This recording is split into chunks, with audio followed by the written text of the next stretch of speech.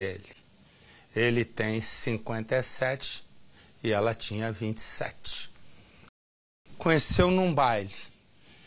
E ela tem 4 filhos. Ele foi tão delicado, foi tão gentil, que ela disse: Nossa Senhora, finalmente encontrei um homem com quem eu vou poder um dia me casar e também vai cuidar dos meus 4 filhos. A questão é que Arnone e Janaína só se encontravam nos fins de semana. E num desses fins de semana, ela disse para ele: Olha, a questão é a seguinte, eu estou grávida. Mas quando ela fala em gravidez, ela fala com um sorriso radiante. Ele olha para ela: Você está me traindo. Tira o filho. Começa ali uma briga grande. E porque eu comecei a história contando que Arnone estava na boate.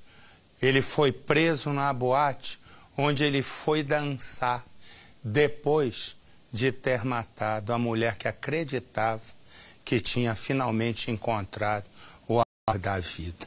Põe no Cidade. Jovem, mãe de 4 filhos e grávida, Janaína da Silva foi vítima do ciúme e da crueldade do companheiro. Com 27 anos, Janaína se envolveu com um homem 30 anos mais velho, Arnone Steffen. Os dois se conheceram num baile e logo começaram um relacionamento. A Janaína morava nesta casa aqui em Montenegro, uma casa simples, embaixo de um sobrado, com os 4 filhos. Arnone morava na cidade vizinha de Brochir. Ela ia visitar o namorado com frequência, praticamente todos os finais de semana. A Cláudia é irmã da Janaína. Cláudia, você sabia desse relacionamento da sua irmã? Não sabia. Ela saía na sexta-feira, voltava só na segunda-feira, nunca avisava a gente, nunca me telefonava, dizia, não falava, e quando ela chegava, eu ia ver, ela estava em casa. E o que ela dizia? Ela algum dia, alguma vez, mencionou que ela estava envolvida com um homem? Nunca falou que estava envolvida com esse homem, nunca. Como que era ela? Ela era bem caprichosa, ela lavava a roupa, limpava a casa, barria o pátio, cuidava das crianças, fazia almoço na hora certa, a janta, mandava o gurizinho pro colégio, estava doente, ela cuidava, ela nunca era uma mãe sem deixar. Ela nunca deixou o filho dela abandonado, ela sempre cuidou. No último fim de semana, a Janaína decidiu levar o filho de 1 ano e 3 meses e a filha de 6 anos para a casa de Arnone. Enquanto as crianças dormiam em um quarto, Janaína decidiu fazer uma revelação, que estava grávida dele. Furioso, Arnone não aceitou e ordenou que ela cometesse um aborto. Então, começou a discussão. O homem agrediu a vítima com um facão. Janaína morreu na hora. Ele fugiu, mas antes avisou a vizinha que tinha cometido o crime. A frieza do homem chamou a atenção. Em entrevista para o repórter da Rádio Montenegro, Arnone contou detalhes do crime. Aí ela começou a discutir comigo. Discutir, dizendo que ela estava grávida de gêmeos de mim. Dizendo que eu estava grávida de gêmeos de mim. E aí foi quando ela foi no banheiro. Aí eu disse, não, nós vamos mandar tirar essa criança, isso e aquilo. Aí quando foi no banheiro, estava o facão do lado, ela pegou o facão e agarrei o facão. Tava nervoso, atacado. Eu não sei se eu matei ela, se ela morreu ou não morreu, isso eu não sei. O que mais me chamou a atenção foi depois da entrevista, porque ele já estava dentro da viatura e eu perguntei para ele se ele tinha se arrependido do que ele tinha feito. E ele olhou e disse, não, eu faria de novo. Segundo a polícia, Arnone já tinha sido indiciado em 6 inquéritos pelo crime de violência doméstica contra outras mulheres. Desta vez foi encaminhado para a penitenciária e vai responder pelos crimes de feminicídio e aborto. Seu Edemar foi namorado de Janaína antes dela se envolver com o criminoso. Ele não contém as lágrimas ao falar da jovem. Era ótima, sem problema nenhum, não tinha maldade com ninguém, só gostava de baile. Vou dizer uma coisa, eu já ouvi na minha vida coisa nesse mundo que eu trabalho, mas crime de feminicídio é o recorde de todas. Na verdade, assassinato da quase esposa.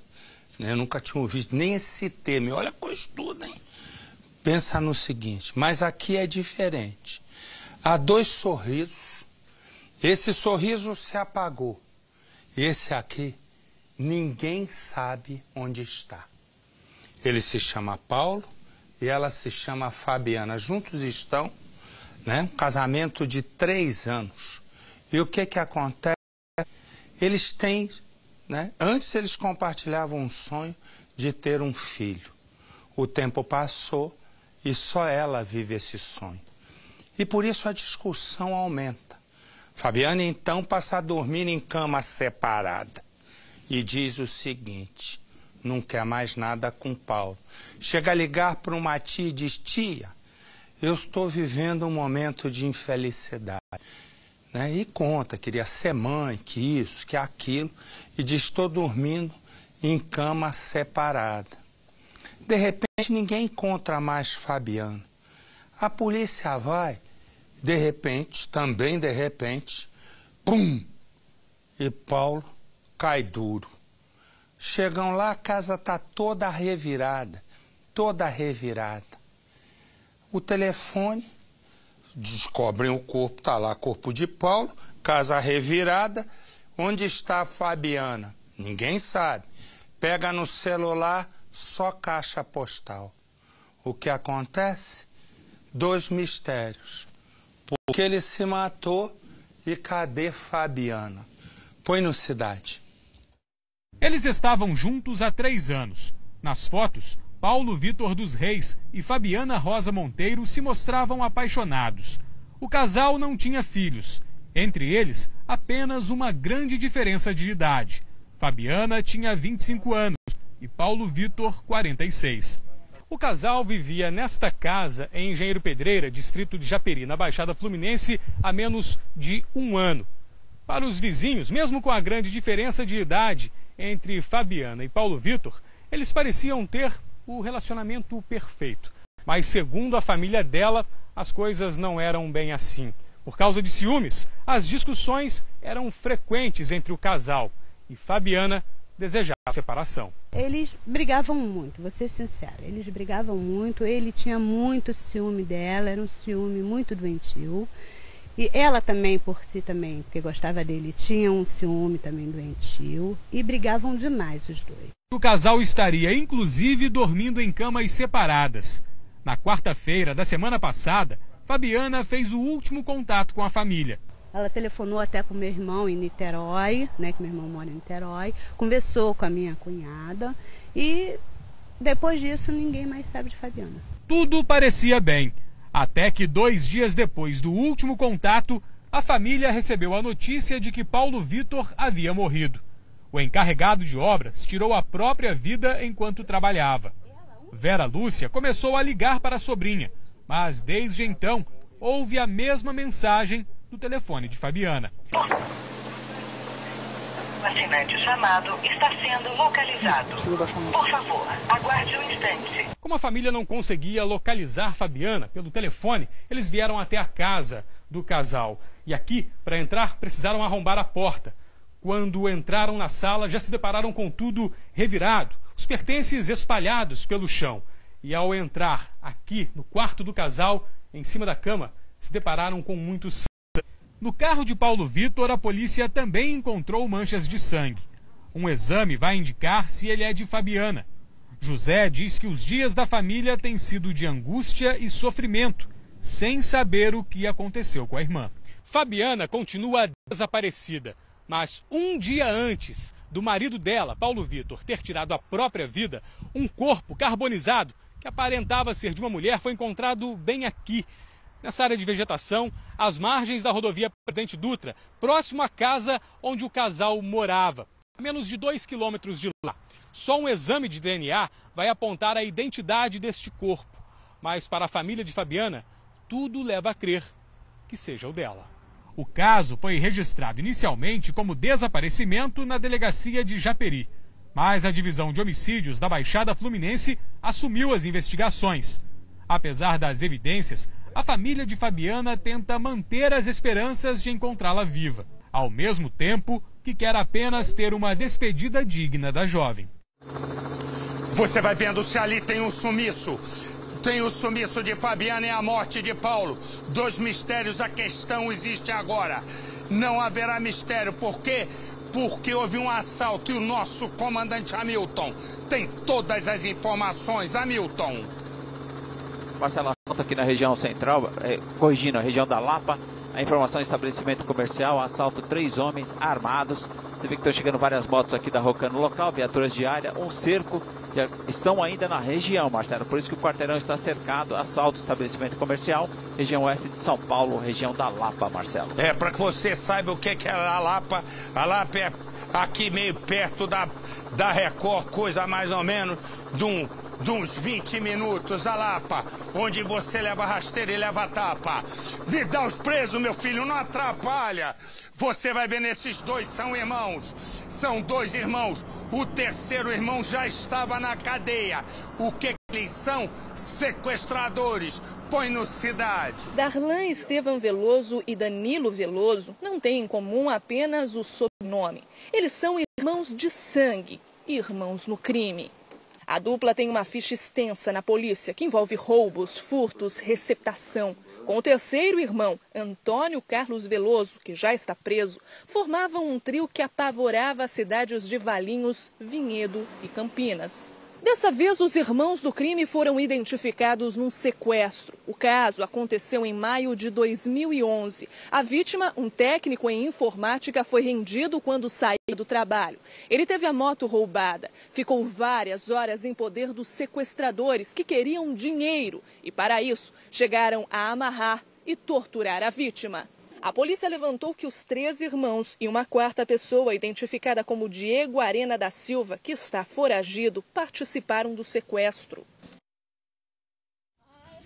Você vai vendo comigo todo esse dinheiro que você vai ver. Caiu um negócio aqui que fez um grito com a cara lá atrás, caiu, acho que uma luz na cabeça de alguém, que foi um grito aqui dentro.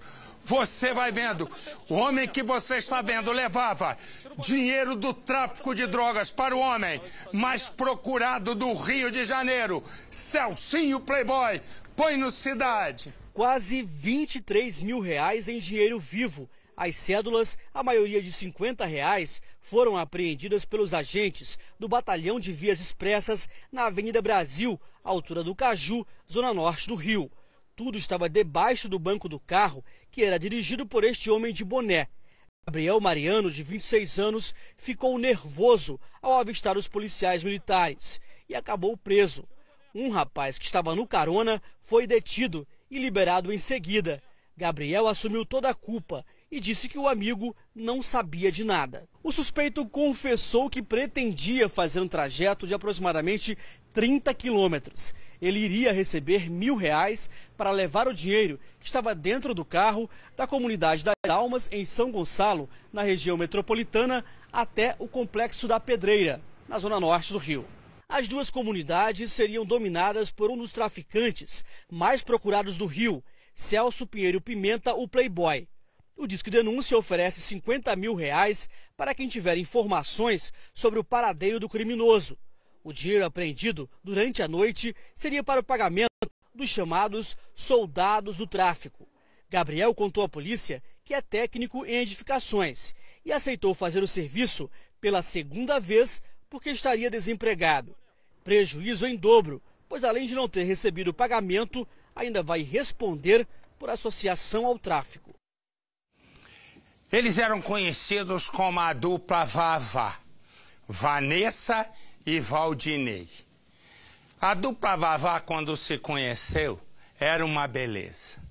Era um amor. Eles, quando se beijavam, babava, parecia uma baba bovina.